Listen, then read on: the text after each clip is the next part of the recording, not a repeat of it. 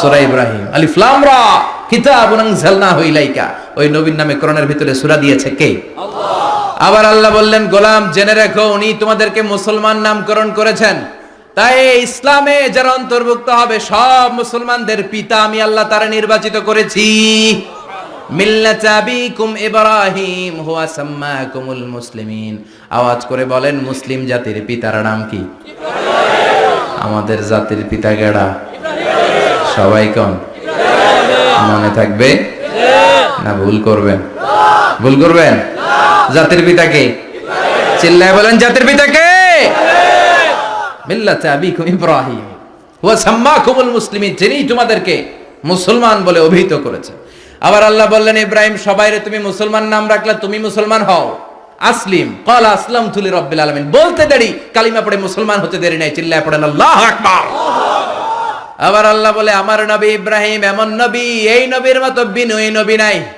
ইন্না ইব্রাহিম লাহালিমুন আওয়াহুম মুনীব।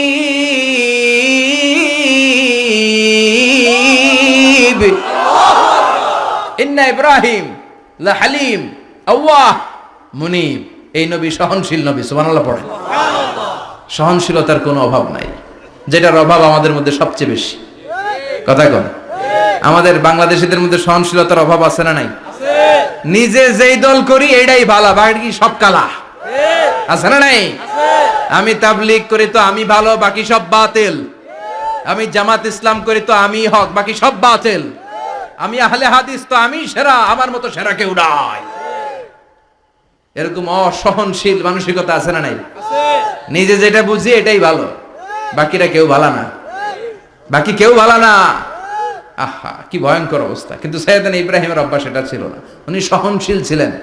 আমাদের বাংলাদেশে দেখেন কত ইসলামিক দল, কত পীরের মুরিদ, কত পীর। এই দেশে যত পীর, অনেক দেশে জনগণ এত নাই। কথা কন? এত পীর এই দেশে, অনেক দেশের জনসংখ্যাও এত না। এক ইসলাম, এক কোরআন, এক নবী, তারপরে গুতাগুতি আছে না নাই? কেউ কাউরে দেখতে পারে না, ঠেলা ঠেলি। হ্যাঁ, এক কাফের, তুই কাফের, তোর নানা কাফের, তোর 14 গোষ্ঠী কাফের, তোর পীর সাহেব কাফের, আছে না নাই? কয় আমার পীর সাহেব কাফের হইলে তোর পীর সাহেবের 14 গোষ্ঠী কাফের। ওই কাফের মরলে যেখানে কবর দেয়া হবে, ওই কবরের উপরে যে ঘাস উঠবে, ওই ঘাস যে গরু খাবে, ওই গরুর দুধ যে খাবে, ওইটাও কাফের। কথা কন? আছে না নাই? কেউ কারো ভালো সহ্য করতে পারে না।